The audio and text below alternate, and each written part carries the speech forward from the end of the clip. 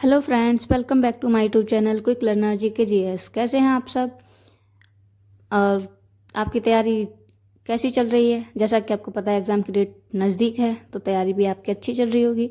आपकी तैयारी को एक स्पीड देने के लिए हम आपके लिए टॉपिक वाइज वीडियोस लेकर आते हैं, जिनमें हम हर टॉपिक के इम्पोर्टेंट क्वेश्चंस जो प्रीवियस ईयर क्वेश्चंस होते हैं, किसी भी एग्ज़ाम में आए हुए होते हैं, वही क्वेश्चंस को हम यहाँ पे कवर करते हैं। तो आज हम लेकर आए हैं आपके लिए गुप्त वंश, गुप्त डायनेस्टी के चंद्रगुप्त और समुद्रगुप्त से रिलेटेड कुछ इंपॉर्टेंट क्वेश्चंस, जिन्हें हम आज इस वीडियो में कवर करेंगे। तो फ्रेंड्स, अगर आपको वीडियो पसंद आए, हमारा प्रयास आपको अच्छा लगे, तो आप अपना सपोर्ट हमारे चैनल को अवश्य दीजिए। वीडियो को लाइक कीजिए, शेयर कीजिए और चैनल को सब्सक्राइब करना मत भूलिएगा। बेल आइकन को प्रेस कीजिए ताकि समय से आपको नोटिफिकेशन मिल सके और आप अपनी तैयारी को और बेहतर बना सकें। तो चलिए स्टार्ट करते हैं आज का वीडियो। का पहला क्वेश्चन, गुप्त वंश का संस्थापक कौन था? गुप्त वंश का संस्थापक कौन था? ऑप्शंस हैं श्रीगुप्त, चंद्रगुप्त प्रथम, घटोत्कच या इनमें से कोई नहीं। सही ऑप्शन होगा हमारा option number A, Srigupta. Option number A, Srigupta. Srigupta हमारा गुप्त वंश का संस्थापक था। क्वेश्चन नंबर 2, गुप्त वंश के किस शासक ने सर्वप्रथम महाधिराज की उपाधि धारण की? गुप्त वंश के किस शासक ने सर्वप्रथम महाधिराज की उपाधि धारण की? ऑप्शन है श्रीगुप्त ने, चंद्रगुप्त प्रथम ने, घटोत्कच ने या समुद्रगुप्त ने। सही ऑप्शन होगा हमारा ऑप्शन नंबर बी, चंद्रगुप्त।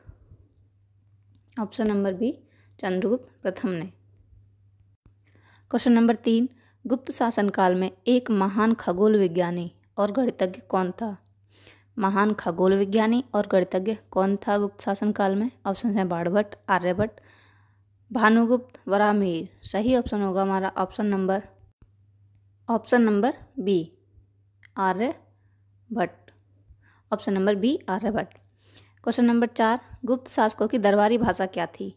गुप्त शासकों की दरबारी भाषा क्या थी? ऑप्शंस हैं प्राकृत, हिंदी, पाली, संस्कृत। तो सही ऑप्शन होगा हमारा option number D, Sanskrit. Option number D, Sanskrit. Question number 5, गुप्त वंश का वह राजा जिसने हुणों के आक्रमण को रोका? गुप्त वंश का वह राजा जिसने हुणों के आक्रमण को रोका कौन था? कुमारगुप्त, समुद्रगुप्त, स्कंदगुप्त या चंद्रगुप्त। तो सही ऑप्शन होगा हमारा option number C, Skandagupta. Option number C, Skandagupta. Question number 6, Gupta राजवंश किस लिए प्रसिद्ध है? गुप्त राजवंश किस लिए प्रसिद्ध है? ऑप्शन है कला एवं स्थापत्य, साम्राज्यवाद, राजस्व एवं भूमि कर, साहित्यिक कार्यों का संरक्षण। सही ऑप्शन होगा हमारे पास ऑप्शन नंबर ए, कला एवं स्थापत्य। गुप्त राजवंश कला एवं स्थापत्य के लिए प्रसिद्ध है। क्वेश्चन नंबर 7, भारतीय संस्कृति का स्वर्ण युग था? कौन सा था स्वर्ण युग भारतीय संस्कृति का? मौर्य काल, राजपूत काल, चोल काल या गुप्त काल। सही ऑप्शन होगा हमारा ऑप्शन नंबर डी, गुप्त काल। ऑप्शन नंबर डी, गुप्त काल। क्वेश्चन नंबर 8, किस गुप्तकालीन शासक को कविराज कहा गया? किस गुप्तकालीन शासक को कविराज कहा गया? श्रीगुप्त, चंद्रगुप्त द्वितीय, समुद्रगुप्त या स्कंदगुप्त। तो सही ऑप्शन होगा हमारा option number C, Samudragupta. Samudragupta को कविराज कहा गया। गुप्तकालीन शासक कविराज समुद्रगुप्त को कहा गया। क्वेश्चन नंबर 8, चंद्रगुप्त द्वितीय ने विक्रमादित्य की उपाधि कब धारण की? चंद्रगुप्त द्वितीय ने विक्रमादित्य की उपाधि कब धारण की? ऑप्शन हैं शकों का उन्मूलन करने के बाद, गुप्त सिंहासन पर बैठने के बाद, चांदी के सिक्के जारी करने के बाद या उपयुक्त सभी। तो सही ऑप्शन होगा हमारा ऑप्शन नंबर ए, शकों का उन्मूलन करने के बाद। शकों का उन्मूलन करने के बाद। क्वेश्चन 9, गुप्त काल के सर्वाधिक लोकप्रिय नेता नहीं है, देवता है, इसकी जगह पे देवता कर लीजिए। सर्वाधिक लोकप्रिय देवता कौन थे? विष्णु, शिव, बुद्ध, सूर्य। तो सही ऑप्शन होगा हमारा ऑप्शन नंबर ए, विष्णु। विष्णु हमारे गुप्त काल के सर्वाधिक लोकप्रिय देवता थे। क्वेश्चन नंबर 10, गुप्त काल की सोने की मुद्रा को क्या कहा जाता है? गुप्त काल की सोने की मुद्रा को क्या कहा जाता है? दिनार, कारसापर्ण, निष्क या काकिनी। तो सही ऑप्शन होगा हमारा ऑप्शन नंबर ए, दिनार। ऑप्शन नंबर ए, दिनार। क्वेश्चन नंबर 11, गुप्त युग में भू राजस्व की दर क्या थी? गुप्त युग में भू राजस्व की दर क्या थी? उपज का चौथा भाग, उपज का छठा भाग, उपज का आठवां भाग या उपज का आधा भाग? सही ऑप्शन होगा हमारा ऑप्शन नंबर बी, उपज का छठा भाग, उपज का छठा। क्वेश्चन नंबर 12, नगरों का क्रमिक पतन किस काल की महत्वपूर्ण विशेषता थी? नगरों का क्रमिक पतन किस काल की महत्वपूर्ण विशेषता थी? ऑप्शन हैं गुप्त काल, प्रतिहार काल, राष्ट्रकूट या सातवाहन युग। तो सही ऑप्शन होगा ऑप्शन नंबर ए, गुप्त काल। ऑप्शन नंबर ए, गुप्त काल। क्वेश्चन नंबर 13, किस वंश के शासकों ने मंदिरों एवं ब्राह्मणों को सबसे अधिक ग्राम अनुदान में दिए थे? ऑप्शन हैं पाल वंश, गुप्त वंश, राष्ट्रकूट या प्रतिहार वंश। तो सही ऑप्शन होगा हमारा ऑप्शन नंबर बी, गुप्त वंश। ऑप्शन नंबर बी, गुप्त वंश। क्वेश्चन नंबर 14, कौन सा राजवंश हूणों के आक्रमण से विचलित हुआ? कौन सा राजवंश हूणों के आक्रमण से विचलित हुआ था? मौर्य, कुषाण, गुप्त, शुंग। सही ऑप्शन होगा हमारा ऑप्शन नंबर सी, गुप्त। गुप्त राजवंश हमारा हूणों के आक्रमण से विचलित हुआ था। क्वेश्चन नंबर 15, बाल विवाह की प्रथा किस काल में आरंभ हुई? बाल विवाह की प्रथा किस काल में आरंभ हुई? मौर्य काल में, कुषाण काल में, गुप्त काल में या हर्षवर्धन के काल में? तो सही ऑप्शन होगा हमारा option number C, option number C, Gupta काल में, गुप्त काल में। क्वेश्चन नंबर 16, सोने के सर्वाधिक सिक्के किस काल में जारी किए गए? सोने के सर्वाधिक सिक्के किस काल में जारी किए गए? कुषाण काल में, गुप्त काल में, मौर्य काल में, हिंद यवन काल में? सही ऑप्शन होगा हमारा ऑप्शन नंबर बी, गुप्त काल में। ऑप्शन नंबर बी, गुप्त काल में। क्वेश्चन नंबर 17, गुप्त वंश के शासकों को क्रम में लगाएं। गुप्त वंश के शासकों को क्रम में लगाना है। तो पहला है चंद्रगुप्त प्रथम, समुद्रगुप्त, चंद्रगुप्त द्वितीय, कुमारगुप्त, स्कंदगुप्त। तो सही ऑप्शन कौन सा होगा हमारा? सही ऑप्शन होगा हमारा ऑप्शन नंबर बी, पहले चंद्रगुप्त आएगा, उसके बाद समुद्रगुप्त, तीसरे नंबर पे चंद्रगुप्त द्वितीय, चौथे नंबर पे कुमारगुप्त और पांचवें नंबर पे स्कंदगुप्त। यानी कि ऑप्शन नंबर बी हमारा सही होगा।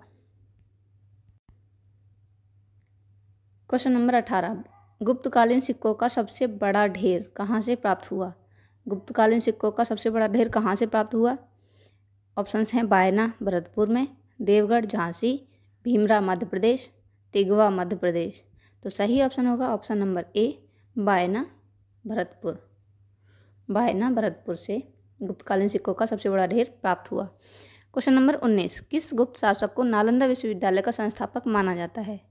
किस गुप्त शासक को नालंदा विश्वविद्यालय का संस्थापक माना जाता है?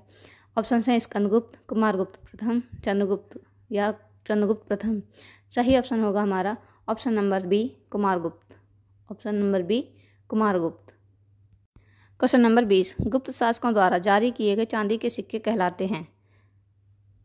ऑप्शन है रूपक, कारसापण, दीनारपण। सही ऑप्शन होगा हमारा ऑप्शन नंबर ए, रूपक। ऑप्शन नंबर ए, रूपक। क्वेश्चन नंबर 21, तांबे का सिक्का जारी करने वाला पहला गुप्त शासक कौन था? तांबे का सिक्का जारी करने वाला पहला गुप्त शासक कौन था? ऑप्शन हैं हमारे चंद्रगुप्त प्रथम, चंद्रगुप्त द्वितीय, रामगुप्त या स्कंदगुप्त। सही ऑप्शन होगा हमारा ऑप्शन नंबर सी, रामगुप्त। सर्वप्रथम रामगुप्त ने तांबे का सिक्का जारी किया, जो गुप्त शासक था। क्वेश्चन नंबर 22, गुप्तकालीन पुस्तक नवीनतक का संबंध किससे है? गुप्तकालीन पुस्तक नवीनतम का संबंध किससे है? खगोल शास्त्र, गणित, चिकित्सा या धातु विज्ञान। तो सही ऑप्शन होगा हमारा ऑप्शन नंबर सी, चिकित्सा। ऑप्शन नंबर सी, चिकित्सा से। क्वेश्चन नंबर 23, किस गुप्त शासक ने दक्षिणापथ में स्थित 12 राज्यों पर विजय प्राप्त की? किस गुप्त शासक ने दक्षिणापथ में स्थित 12 राज्यों पर विजय प्राप्त की? ऑप्शन है चंद्रगुप्त प्रथम, चंद्रगुप्त द्वितीय, समुद्रगुप्त, स्कंदगुप्त। तो सही ऑप्शन होगा हमारा ऑप्शन नंबर चंद्रगुप्त द्वितीय। ऑप्शन नंबर बी, चंद्रगुप्त द्वितीय। क्वेश्चन नंबर 24, गुप्त राजा जिसने विक्रमादित्य की उपाधि धारण की थी? विक्रमादित्य की उपाधि किसने धारण की थी? स्कंदगुप्त, चंद्रगुप्त द्वितीय, समुद्रगुप्त या कुमारगुप्त। तो सही ऑप्शन होगा हमारा ऑप्शन नंबर सी, चंद्रगुप्त द्वितीय। ऑप्शन नंबर सी, चंद्रगुप्त द्वितीय। ऑप्शन नंबर सी चंद्रगुप्त द्वितीय। क्वेश्चन नंबर 25, मिहिर कुल का संबंध किससे था? मिहिर कुल का संबंध किससे था? गुप्त वंश से, हूण वंश या कुषाण या मौखरी? यही ऑप्शन होगा हमारा ऑप्शन नंबर बी हूणों से। मिहिर कुल का संबंध हूण वंश से था, हूणों से था। क्वेश्चन नंबर 26, वीए स्मिथ ने किसकी विजय से प्रभावित होकर उसे भारत का नेपोलियन कहकर पुकारा? ऑप्शन है चंद्रगुप्त, ब्रह्मगुप्त, स्कंदगुप्त या समुद्रगुप्त। तो सही ऑप्शन होगा हमारा option number D Samudragupta. Samudragupta को वीए स्मिथ ने भारत का नेपोलियन कहकर पुकारा था। क्वेश्चन नंबर 27, समुद्रगुप्त सैनिक उपलब्धियों का वर्णन उसके किस अभिलेख में उपलब्ध है? समुद्रगुप्त की सैनिक उपलब्धियों का वर्णन उसके किस अभिलेख में उपस्थित है? गया के, नालंदा के अभिलेख में या प्रयाग के अभिलेख में, या फिर इनमें से कोई भी नहीं। तो सही ऑप्शन होगा हमारा option number C Prayag. Question number 28, Fahien किसके शासनकाल में भारत आया था? चंद्रगुप्त प्रथम, अशोक, चंद्रगुप्त द्वितीय, भानुगुप्त। तो सही ऑप्शन होगा हमारा ऑप्शन नंबर सी चंद्रगुप्त द्वितीय। चंद्रगुप्त द्वितीय, फाहियान चंद्रगुप्त द्वितीय के शासनकाल में भारत आया था। क्वेश्चन नंबर 29, चंद्रगुप्त द्वितीय के काल में विधा, कला एवं साहित्य का महान केंद्र कौन सा था? विधा, कला एवं साहित्य का महान केंद्र कौन सा था? ऑप्शन है धारवाड़, वाराणसी, उज्जैन, विदिशा। तो सही ऑप्शन होगा हमारा option number C Ujjain. Option number C Ujjain. Question number 30, किस गुप्त शासक ने अपने सिक्कों पर अपने को वीणा बजाते हुए आकृति में अंकित करवाया है? किस गुप्त शासक ने अपने ही सिक्कों पर अपने आप को वीणा बजाते हुए आकृति में अंकित करवाया है? ऑप्शन है चंद्रगुप्त प्रथम, समुद्रगुप्त या चंद्रगुप्त द्वितीय या स्कंदगुप्त। तो सही ऑप्शन होगा हमारा option number B Samudragupta. Option number B Samudragupta. Samudragupta ने वीणा बजाते हुए खुद की आकृति अपने ही सिक्कों में अंकित कराई है। क्वेश्चन नंबर 31, सर्वराजो छेता, सभी राजाओं को उखाड़ फेंकने वाला की उपाधि किसने धारण की? चंद्रगुप्त प्रथम, चंद्रगुप्त द्वितीय, समुद्रगुप्त या स्कंदगुप्त। तो सही ऑप्शन होगा हमारा 31।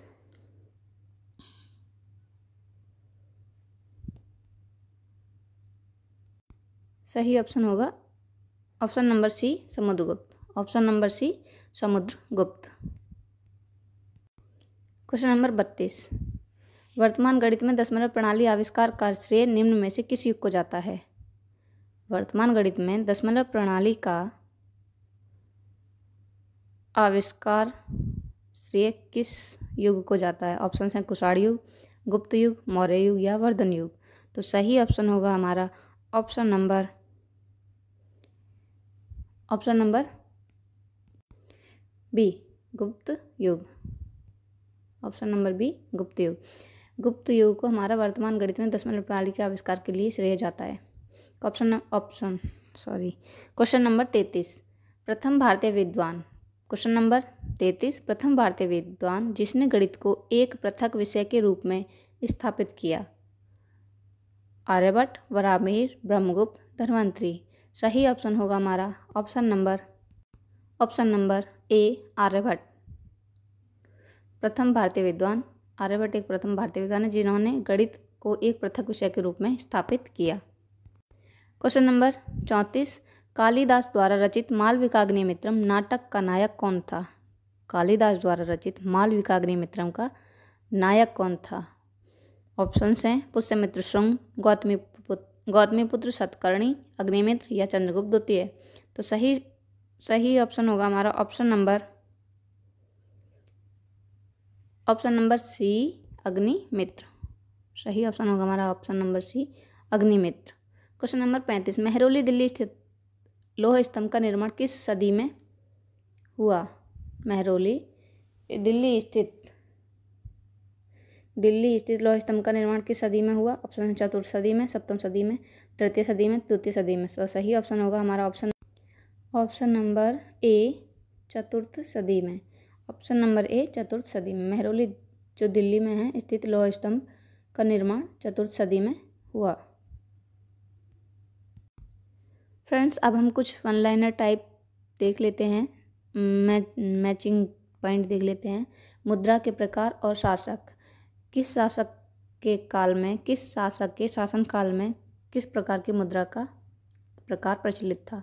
तो चलिए देखते हैं। कुमारदेवी प्रकार। कुमारदेवी टाइप की जो मुद्रा थी वो किसके शासनकाल में थी? वो चंद्रगुप्त प्रथम के शासनकाल में थी। वीणावादन। वीणावादन जिस पे मुद्रा पे वीणा बजाते हुए एक चित्र अंकित किया गया था, वो किसके टाइम में मुद्रा थी? तो वो समुद्रगुप्त के टाइम की मुद्रा थी। चक्र विक्रम प्रकार। चक्र विक्रम प्रकार की जो मुद्रा थी वो चंद्रगुप्त द्वितीय के टाइम की मुद्रा थी। कार्तिकेय प्रकार। कार्तिकेय प्रकार कुमारगुप्त के समय की मुद्रा थी। ये है शासक और उपाधि। किस शासक को कौन सी उपाधि प्रदान की गई थी? तो पहला है चंद्रगुप्त प्रथम।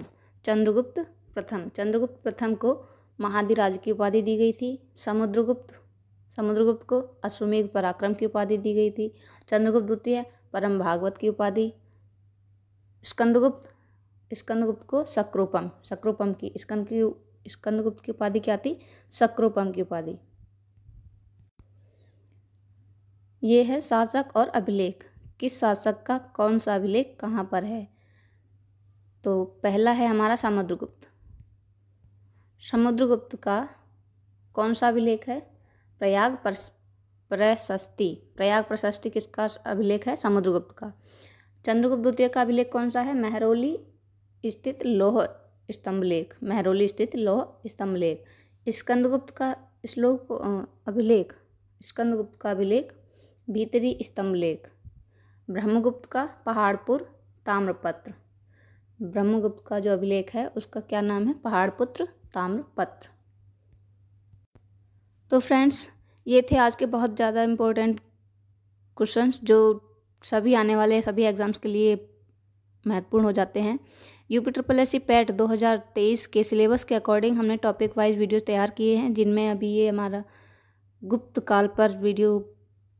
काल पर इस वीडियो में हमने कुछ इम्पोर्टेंट क्वेश्चंस को कवर करने की कोशिश की है। अगर आपको वीडियो पसंद आए तो आप वीडियो को लाइक कीजिए, अपने दोस्तों के साथ शेयर कीजिए और चैनल को सब्सक्राइब अवश्य कीजिएगा। सबसे पहले नोटिफिकेशन पाने के लिए आप बेल आइकन को प्रेस कीजिए, जिससे समय से आपको वीडियो का नोटिफिकेशन मिल सके। इसी तरह की हम छोटी छोटी क्विक रिवीजन क्लासेस आपके लिए लेकर आते रहेंगे। आप अपना सपोर्ट और प्यार हमारे चैनल को और हमें अवश्य दीजिए। मिलते हैं नेक्स्ट वीडियो में। Thank you. Bye bye.